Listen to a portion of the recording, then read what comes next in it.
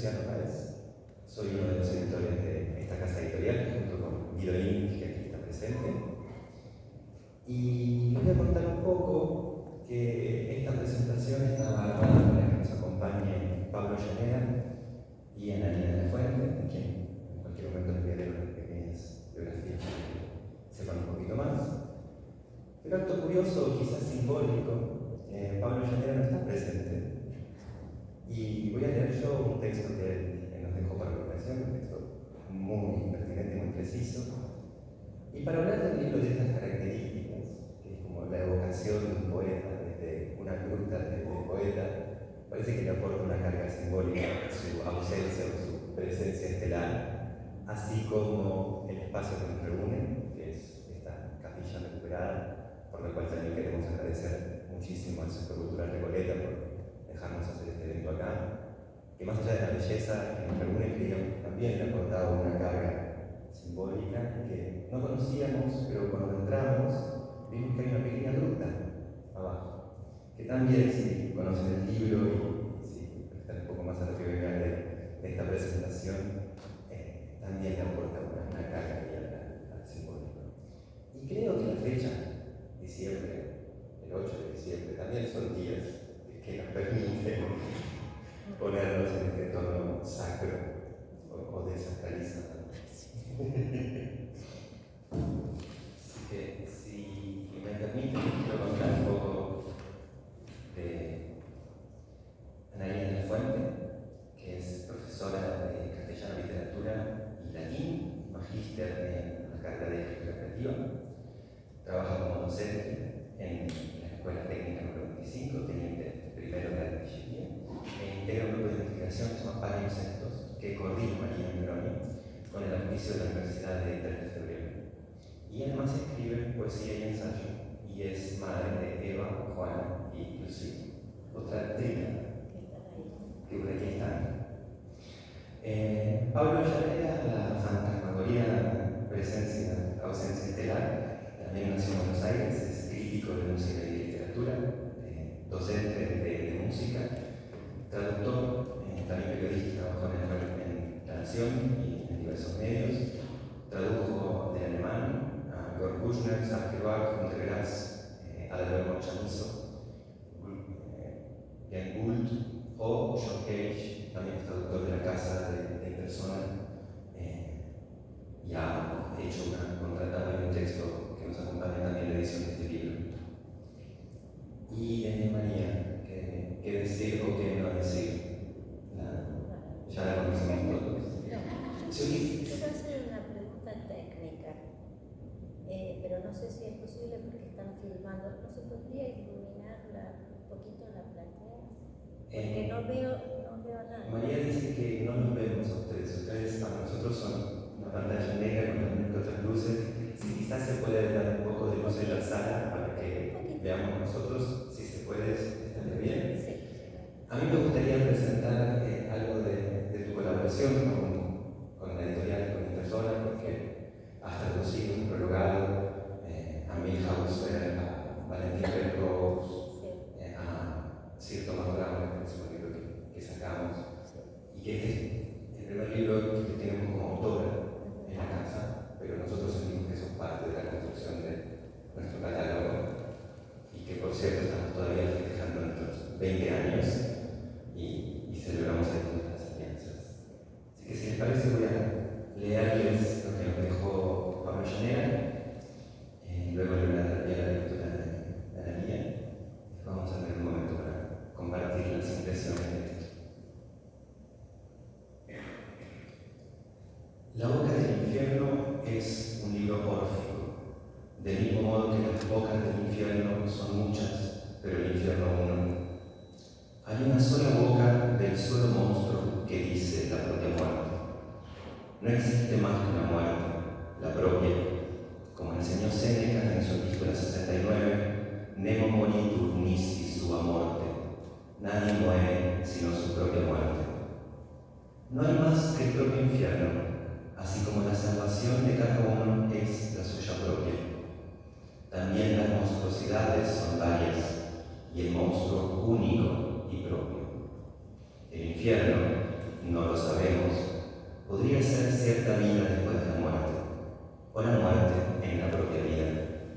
¿O acaso la condenación de quien, como en el habla de la boca del infierno, todavía no nació, se movió entre espectros y espera la muerte para nacer? Se pregunta un filósofo: ¿hay algo peor que la muerte? Sí, la vida, para quien quiere morir. En la boca del infierno está siempre el canto, y antes del canto las abejas, como contó y cantó Virgilio en el libro cuarto de las Georgicas, el que está dedicado a la agricultura, al cuidado de las abejas y al modo de recrear a escribir de nuevo si murieran todas. Cuando mueren todas las abejas de la colmena, se engendran nuevas, con la sangre corrompida de los novillos inmolados. El método, según cuenta Virgilio, lo supo el pastor Aristeo por su madre Sirene.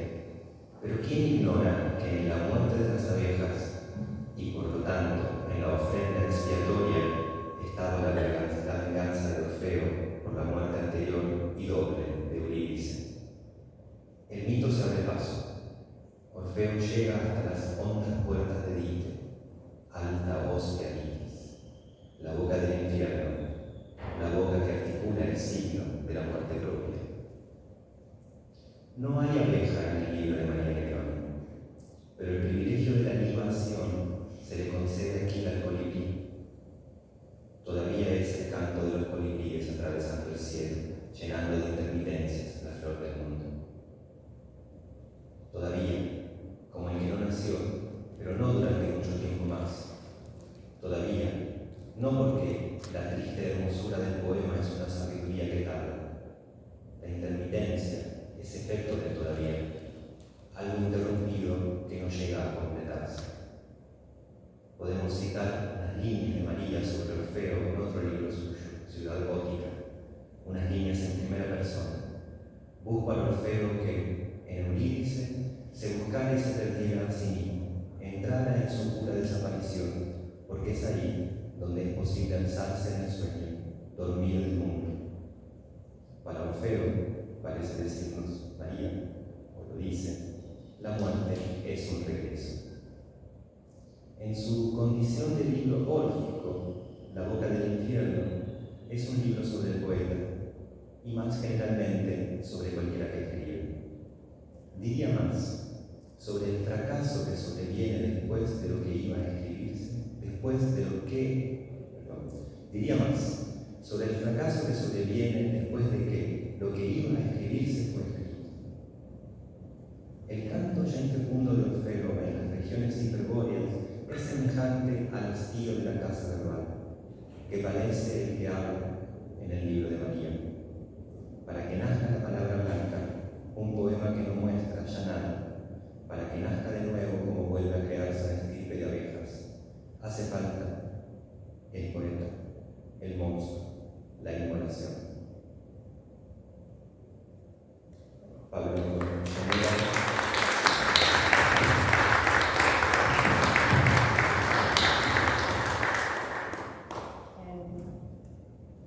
Buenas tardes a todos, estoy súper contenta de estar acá. Para mí esto es una oportunidad hermosa y quiero contarles que me equivoqué de texto, así que voy a buscar el verdadero. ¿Es una sustitución? ¿Es una sustitución? ¿Es un doble? No sé. ¿Es una fantasmagoría más que nos habita? Juro que no lo planifiqué. De ofrendas y orfandades. Con la boca del infierno asistimos a otra instancia en la construcción del Museo de Tesoros, colosal e incorpóreo, de María Negroni. Este espacio, el del museo, el de todo lo que hay dentro de él, dos hélices espiraladas, un oráculo délfico, la gramática sánscrita, un tratado sobre muñecas y otro sobre el suicidio, por ejemplo, es el epicentro de una poética que linda con la idea de cosmogonía. Los Los lectores podemos recorrer las galerías góticas por donde desfilan palabras grandes: muerte, deseo, infancia, y asistir a su derrumbe. Es de noche allí. La luna navega en lo alto, dice Marina. La poesía ha destripado el territorio textual de Bomarzo, la novela de Manuel Mujica Lainez. Ha entrado en su vientre de imágenes y le ha extirpado la voz del duque Pier Francesco Orsini, que es la voz poética del libro que hoy nos reúne. Una voz, la de Pier Francesco, dentro de otra voz, la de María Negroni. El museo anochecido es una sucesión de símbolos ordenados arbitrariamente, con suma precisión. Su colección impalpable habita la peculiaridad de una poiesis que convoca una y más veces a ubicarnos en el abismo, de vernos en escenas, dentro de escenas, engendrando la repetición. Una y otra vez, la lectura y sus voces, adentro de más voces. Eugenio Barba dice que la voz es una prolongación del cuerpo, su excedente sonoro. Agregaría, junto a Octavio Paz, Francés Macielo y otros estudiosos del poema, que la voz es, además, ese rastro rítmico que va quedando en las hojas en blanco una vez que ciertas obsesiones han pasado por allí. El ritmo es un eco del cuerpo, su pulso, sus vibraciones. En esta obra, la sonoridad, la cadencia, atraen de inmediato a quien esté frente al texto. Cuando la voz propia se funde en los parajes imaginarios que ofrecen las fábulas, algo nace y cobra cuerpo, existencia, materialidad e idealidad. En casos extremos como este, el acto de relectura es entrega y fundación. El presente continuo de Bomarzo ha dado en París la boca del infierno por el grado de abstracción con el que ha sido leído. Eso parece decirnos este libro, que nos vuelve más que lectores, testigos, y nos preguntamos: ¿la ficción nutre o la lectora devora a las criaturas que hay en sus libros? ¿Cuál de estas dos ideas se acerca más a la escritura de trabajos como Pequeño Mundo Ilustrado, de 2011, Archivo Dickinson, 2017, o Cartas Extraordinarias, 2013? Por solo citar algunos de los textos que realizan la misma operación de leer para dar a leer. Devorar, en este cosmos, es incorporar, dar paso cuerpo adentro. El duque de Orsini ha trascendido su era, la del Renacimiento italiano, la del humanismo y sus avatares, para migrar a la pluma de Mujica Lainez y de ella a la de Negroni, y nos alcanza a nosotros, lectores perdidos en los incordios del siglo XXI. La obra de Orsini, un bosque de monstruos dedicado a su esposa fallecida, serie de esculturas talladas en piedra o inventario de formas de la locura, llega al presente en modo de yo lírico dispuesto a compartir su versión de los hechos. La apropiación es una escena de lectura eternizándose en sus variantes. Evadirse del mundo es volver a él con todos esos monstruos en la lengua, para que de la lengua al mundo reafirmen los modos de andar de lo simbólico. Son los monstruos que, como dice Monteleone en su epílogo de este libro, se muestran a sí mismos en discursos que los contienen, los justifican, los juzgan y los condenan. Por eso está la voz de la poesía,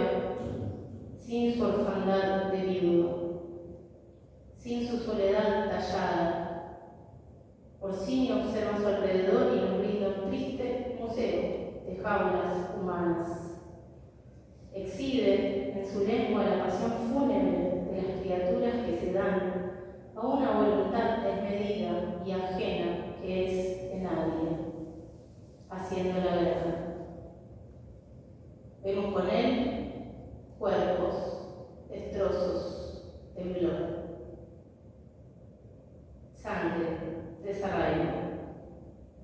Todo ese desconcierto llega a sus ojos para salir por su boca.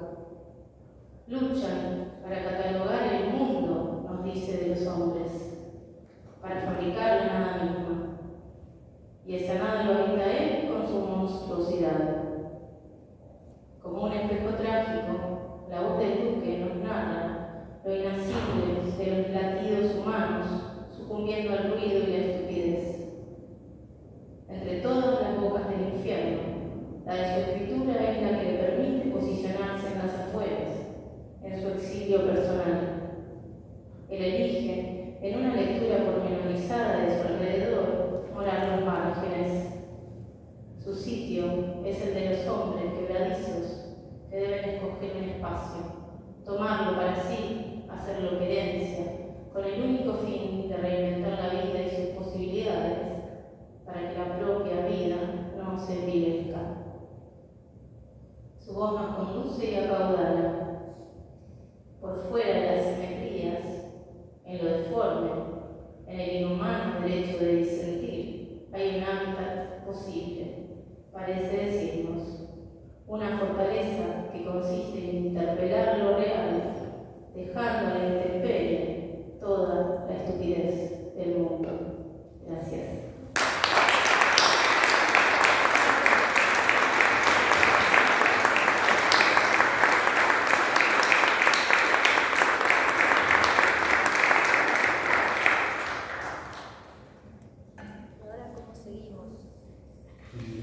¿Quisieras compartirnos algunas palabras con María? Si algo te resonó de lo que dijo Pablo o de lo que cuenta Analía.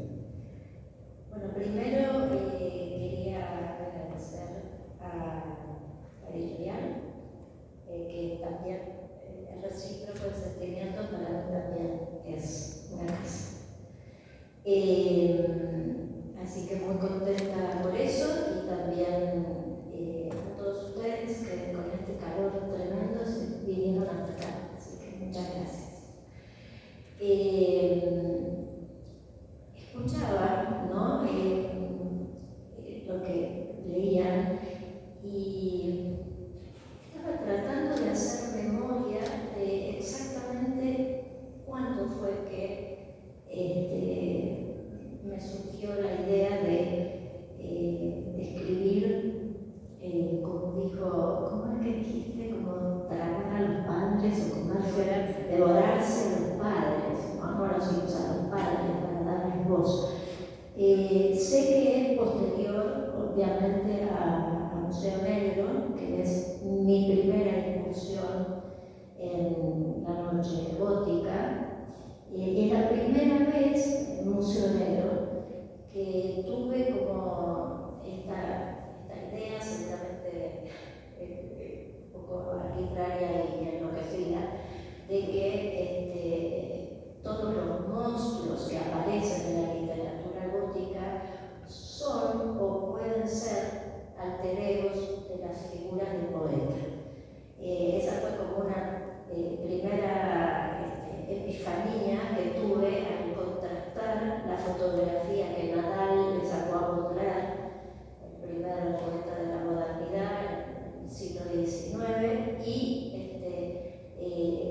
compararlo con la historia de Drácula, ¿no? Que también es un ser nocturno, huérfano, abandonado, nocturno, que cambia de domicilio, que está siempre, es un ser depredatorio, que trata de alimentarse de la sangre ajena, y lo contraponía en mi imaginación. Decía, bueno, Baudelaire hacía lo mismo, también se cambió como 11 veces de domicilio en París, también vivía de noche, también vampirizaba los seres con los que se relacionaba, y salía sobre todo a la noche a buscar por la ciudad, el bajo fondo de la ciudad, salía a buscar ruinas del lenguaje, ¿no? Con lo cual inaugura la poesía de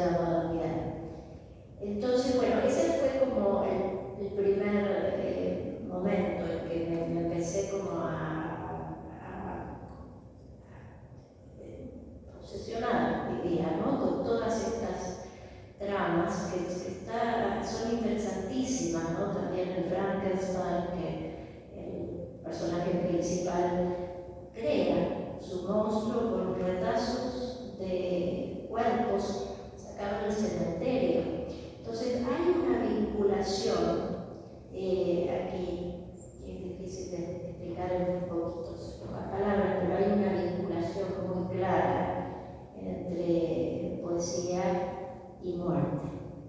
Hay algo que tiene que ver con el descenso, esto de la boca del infierno, ¿no? El descenso a los infiernos, que es un tópico que está en la literatura de Gilgamesh, ¿no? Y en todas las épicas clásicas, donde los héroes descienden al infierno, es decir, al reino de la muerte, y van a ese reino a preguntar lo que no saben, y salen de ese reino también sin saber, porque no encuentran, no se acuerdan de más que tratar de abrazar al padre o a la madre. Es imposible, no pueden así lo que van a buscar, pero seguramente, o así quiero creerlo, vuelven de esa experiencia con una conciencia más clara de su fracaso, y eso vuelve o da al fracaso la posibilidad de volverse más luminoso. Es como que se iluminan de otra manera las preguntas, que es todo lo que tenemos. Entonces, hasta ahí diría, ¿no? Este libro es una continuación de esa obsesión que se produjo cuando releí, ya de grande, después del Museo Negro, la novela extraordinaria de Mujica Lainez, que es Gomazo.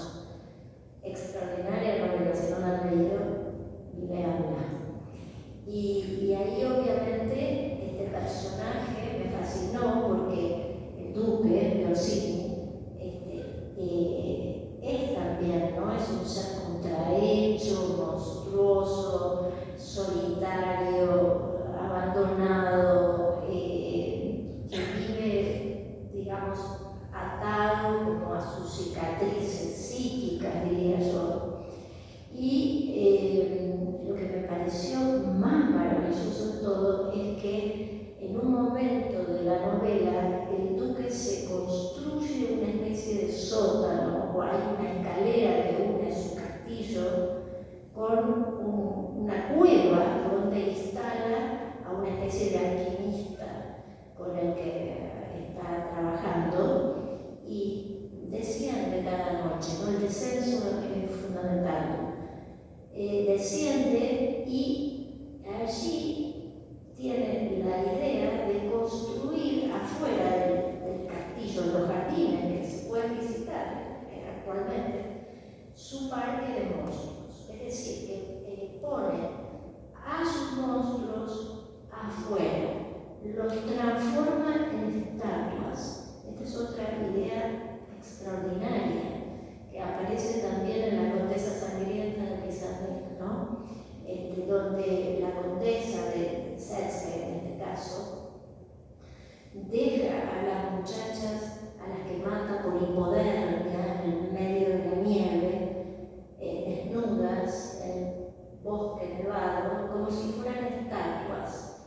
Esas muchachas de la Condesa Sangrienta, como las estatuas que construye el duque de Orsini en su jardín, son poemas, son eso que sacamos de adentro y los ponemos como si fueran obras bellas a ser contempladas y hasta quizás admiradas, cuando en realidad son el producto de ese proceso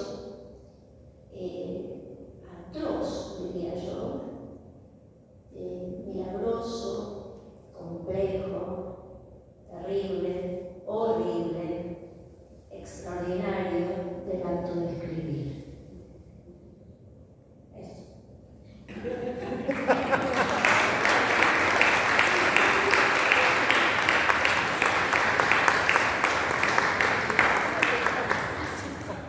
Bueno, teníamos una propuesta, pero no sé qué les parece. Como somos tres, ¿qué les parece si leemos? Son como poemas en prosa breves, entonces podemos leer uno rotando como para escuchar un poquito el libro.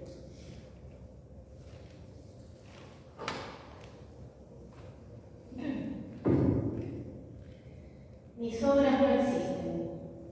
Esto no ha impedido que rozaran el misterio. Sobre todo cuando pienso en mi país de infancia y la congoja y yo estamos desnudos y muy ocupados, y de pronto la noche es un inmenso lago donde navega altísima la barca de la luna. ¿Qué sería lo más mío del mundo? ¿Qué forma echa raíz en la raíz de aquello que no tengo? ¿Qué escándalo de espada con una musiquita irónica y fallida?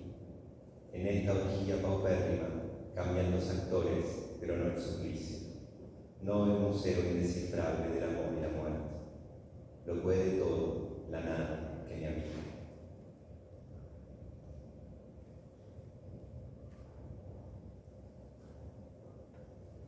He aquí mi falta. Quisiera ser amado, no amar. Un desajuste tal no tiene cura. A veces me tienta el desenfreno, esa promesa de rápidas victorias que no cauterizan la soledad. Con tales impulsos que en realidad son pedidos, doy vueltas como un desaforado a un argumento arcaico. Me refiero al círculo de mis funerales, donde me digo adiós cada tanto, entre vanos reproches y atisbos de ternura dirigidos a nadie.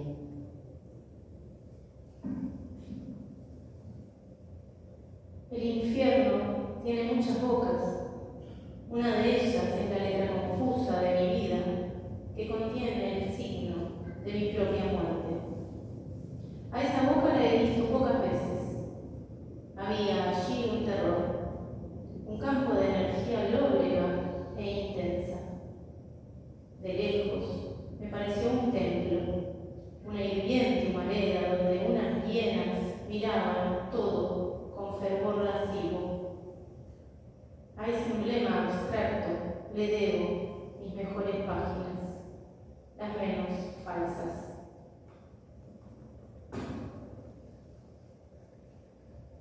El espectáculo de la plaza donde conviven las modas, la vulgaridad, la chatura, el menester presunto de los guerreros y hasta un silencio que se adivina tenso cuando la ciudad refleja a los hijos de puta. Aparte de eso, todavía es de día, todavía es el canto de los colibríes atravesando el cielo, llenando de intermitencias la flor del mundo. Poema, triste hermosura inexperta, sabiduría que te tardas.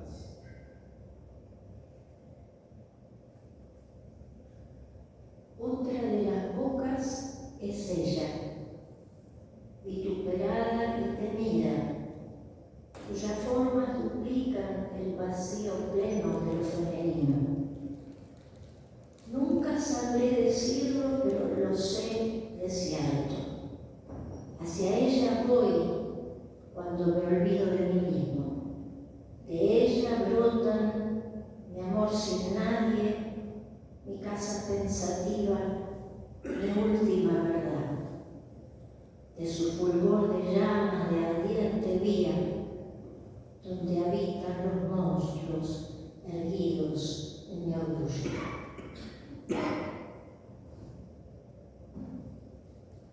Como quien saca fuerza de la fuerza, algo dice, de pronto, que vivir es perder. Y así alumbra el área donde somos miseria adicta a la miseria. Algo se comprende, tal vez, alguna turbulencia, lo que vino sin venir, la gramática abierta del corazón. Habrá que abrazar sin tregua esta dura noticia, celebrar el naufragio, ese oasis blanco que nos ciega con su imposible nitidez. Así, la existencia es un deber, y yo todavía no nací. Me he movido entre espectros, o, lo que es peor, avancé como un necio por el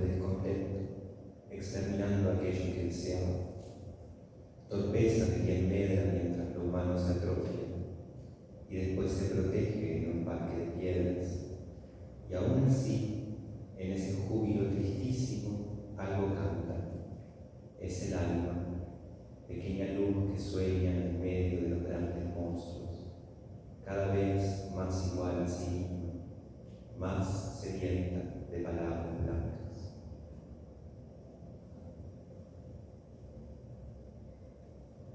Cuanto me atañe es intrincado y múltiple.